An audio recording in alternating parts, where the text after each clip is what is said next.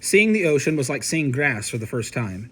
I'd been lost for a while, wandering unfamiliar lanes. When I first realized I didn't know where I was, I tried to retrace my steps back to Maggie's, but I ended up somewhere else entirely.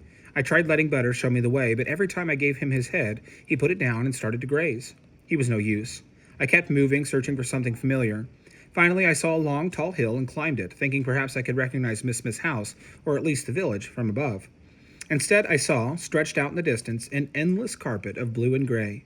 Clouds floated over it, and small white things seemed to flicker on the surface of it. But mostly it was like grass, flat and broad and unchanging, except that it went on forever, farther out than I could see. It made me feel lost and shivery, looking at it. I stared and stared. What could it be? Eventually, I pulled my gaze down from it, and there was the village. I recognized the church spire. So close to that gray-blue expanse, how had I not known? I made my way down the hill, scrabbling through rough, tall grass, but keeping Butter's head in the direction of the steeple.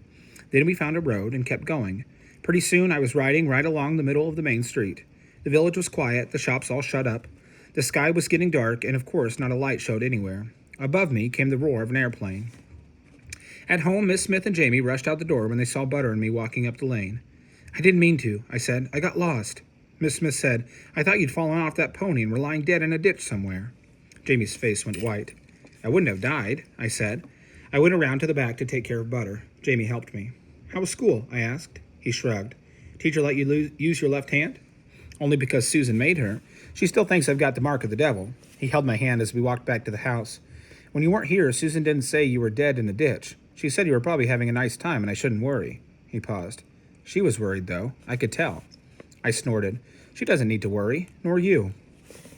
Dinner was waiting. I fell to eating, so hungry that for a few minutes I didn't think of anything else. Then I said, "I saw something strange from the top of the hill, far away, like grass stretched out a long way, and flat but different, blue and gray. When the sun hit it, it looked shiny." "That's the ocean," Miss Smith said. "The English Channel. I told you before we weren't far from it."